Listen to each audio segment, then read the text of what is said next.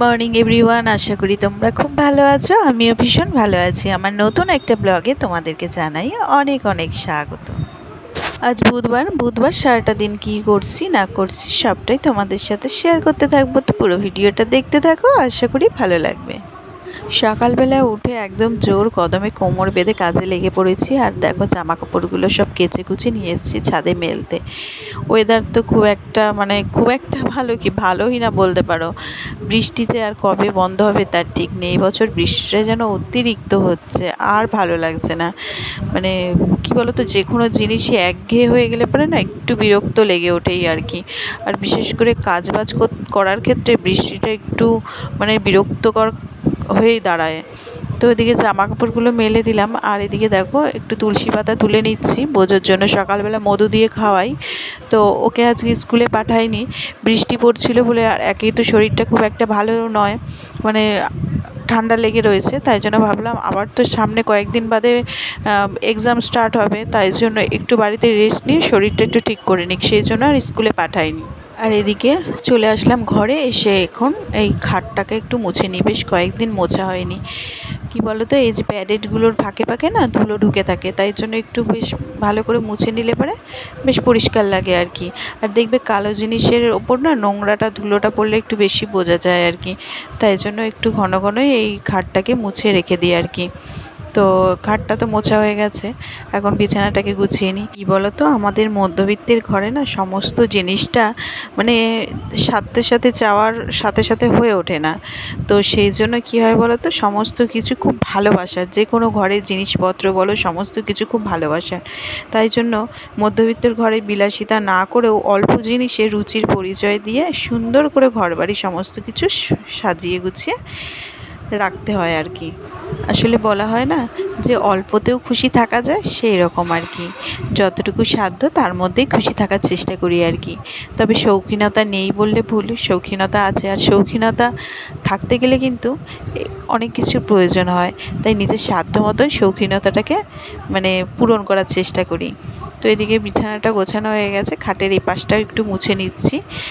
ওই যে বললাম কালো জিনিসে একটুখানি দেখবে দাগ বলো, কোনো কিছু লেগে গেলে একটু বেশি বোঝা যায় যে আর কি। তো এদিকে হয়ে গেছে ঘর গোছানো মোটামুটি। এবার হচ্ছে ঘরটা ঝাড় দিয়ে নিলে পরেই হয়ে যায়। ওদিকে বোঝো তো ঘুমোচ্ছে, ওকে যতক্ষণ না ডেকে তুলবো ততক্ষণ তো আর উঠবে না। আর এই ঠান্ডা ঠান্ডা ওয়েদারে বৃষ্টি হচ্ছে, সত্যিকারের বিছানা ছাড়তে যেন আমাদের বড়দেরই ইচ্ছা করে না। আর ও তো ছোটো, কী আর বলবো, মনে হচ্ছে যেন শুয়েই থাকি। তবে সারাদিন শুয়ে থাকতে তো আবার ভালোও লাগবে না, আর সম্ভবও নয়। কাজকর্ম সমস্ত কিছুই রয়েছে। তারপরে হচ্ছে বোঝোকেও ডেকে তুলতে হবে, ওকে একটু পড়তে না বসালে হবে না। স্কুলে যায়নি কিন্তু বাড়িতে তো একটু হলেও পড়তে বসতে হবে বলো। আর সামনে এক্সাম রয়েছে, তো একটু না পড়লে পরে একদম হবে না। আর বলো না, সারাটা বছর মোটামুটি এক্সাম আর এক্সাম। এই কয়েকটা দিন মনে হয় 15-20 দিন মতন, 15-20 দিনও নয়, ওই 15 দিন 16 দিন মতন এরকম একটু ফাঁকা আছে। ফাঁকা থাকলে কি হবে, যেহেতু ফার্স্ট টার্ম এক্সাম 100-এ সব এক্সামগুলো হবে, তাই জন্য পড়ার চাপটাও মোটামুটি থাকবে। এক্সাম না থাকলে কি হবে, পড়ার চাপটা তো থাকবে, যেহেতু 15-16 দিন বাদ দিয়ে আবার পরীক্ষা স্টার্ট হবে। তো যাই হোক, আর কি করা যাবে বলো, বাচ্চা কাচ্চা পড়াশোনা নিয়ে তো আর কিছু করার নেই, সেটা তো চলবেই। আর এই পড়াশোনার কারণে এখন আর সেইভাবে কোথাও যাওয়াই হয় না। নয়তো সপ্তাহে হয়তো একটা দিন একটু কোথাও ঘুরতে বেরোলাম ছুটির দিন দেখে, তারপরে বাপের বাড়ি যাওয়া হতো। কাছাকাছি বাপের বাড়ি, কিন্তু থাকা হতো না ঠিকই, কিন্তু কিছুক্ষণ গিয়ে কাটিয়ে আসা হতো আর কি। আর এখন ছেলের এই স্কুলের এক্সাম, পড়াশোনা যত বড় হচ্ছে যেন পড়াশোনার চাপটা বেশি পড়ছে। তবে খুব যে একদম উঁচু ক্লাসে পড়ে তা নয়, ক্লাস 2-এ পড়ে, কিন্তু 2-এ পড়লে পরেও মনে হচ্ছে যেন আগের তুলনায় এখন পড়ার চাপটা আরও বেশি, আগামীকাল আরও বেশি হবে। তাই জন্য আর কোথাও যাওয়া হয় না সেইভাবে। ওই যে বললাম বাপের বাড়িতে পর্যন্ত যাওয়া হয় না, কতদিন বাদে বাদে যে যাই তা এখন ঠিক নেই আর কি। আর তারপরে কাছের থেকে কাছে না, সেই জন্য আরও থাকা তো হয় না, যাওয়া হতো, এখন যাওয়াটাও সেইভাবে হয় না আর কি। আর আসলে মানুষের তো একটাই জীবন, কিন্তু জীবনে কত কিছু দেখার আছে। প্রতিটা মুহূর্ত যেন আগের মুহূর্তের থেকে অনেকটা চেঞ্জ হতে হতে এগিয়ে যাচ্ছি আর কি। তো কিছু করার নেই, সব কিছুর সাথেই আর কি মানিয়ে নিয়ে চলতে হবে। দেখো তোমাদের সাথে গল্প করতে করতে নিচের ঘরের সমস্ত মানে বিছানা ক্লিন করা, তারপরে ফার্নিচারগুলো সমস্ত কিছু ঝেড়ে মুছে মানে পরিষ্কার করে নেওয়া, যেটা মানে প্রতিদিন না করলে পরে নয় আর কি।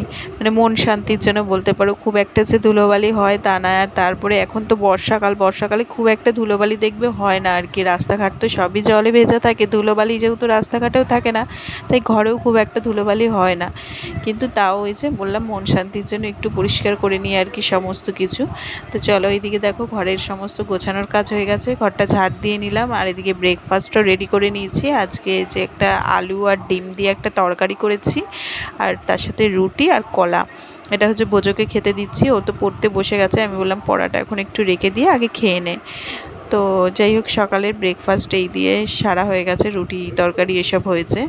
তো আমও ছিল, তবে ভোজও এখন আর আম খেতে একদম ভালোবাসে না। প্রথম যখন আমটা ওঠে তখন ভীষণ পরিমাণে ভালোবাসে, তারপরে ওর একঘেয়ে হয়ে যায়।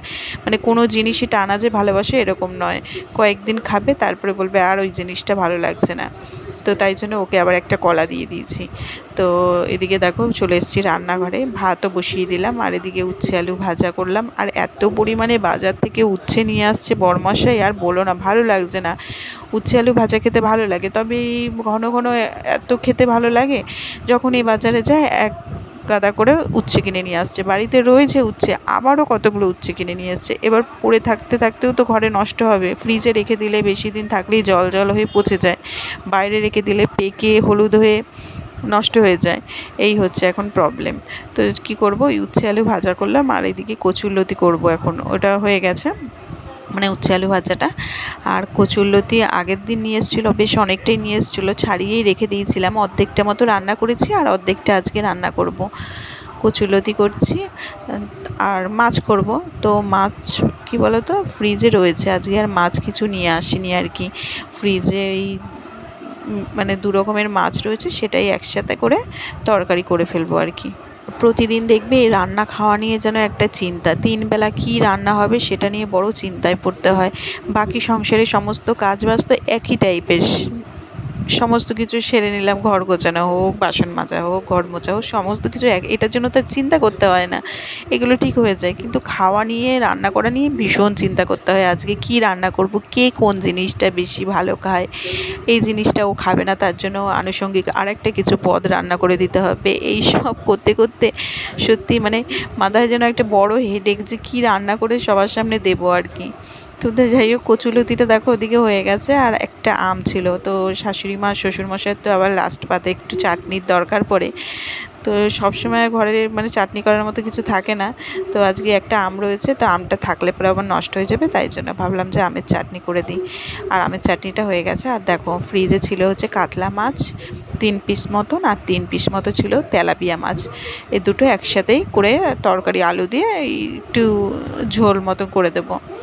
আর এদিকে দেখো একটা ড্রাগন ছিল, ছোট, ওই ড্রাগনটা আগের দিন মানে 2টো ছিল, একটা আগের দিন বোজোর বাবা খেয়েছে, আর এই একটা ছিল। এটাকে কেটে এখন বোজোকে দেবো, যেহেতু বাড়িতেই রয়েছে, তাই ভাবলাম ড্রাগনটা কেটে ওকে দিই। এখন বসে কার্টুন দেখছে, ড্রাগনটা কেটে দিই। ভীষণ ভালোবাসে জানো তো, খাওয়ার থেকে একটু মজা পাই কি, খেলে পরে মুখের ভেতরটা পুরো লাল হয়ে যায়, মানে দেখতে বেশ ভালো লাগে, ওই জিনিসটা খুব এনজয় করে আর কি। ওইদিকে ড্রাগনটা কেটে ওকে দিয়ে নিই। আর ওইদিকে মাছের ঝোলটাও প্রায় হয়ে গেছে, ওটাও নামিয়ে নেব। তো চলো আজকের মতো ভিডিওটা এখানেই শেষ করছি। যদি ভালো লেগে থাকে অবশ্যই লাইক, শেয়ার অ্যান্ড সাবস্ক্রাইব করে দেবো। আর ভিডিওটা কেমন লাগলো অবশ্যই একটি কমেন্ট করে জানিয়ে, তোমাদের কমেন্ট পড়তে আমার ভীষণ ভালো লাগে। তাহলে আবারও ফিরে আসছি নতুন কোনো ব্লগের সঙ্গে, ততক্ষণের জন্য টাটা, বাই বাই।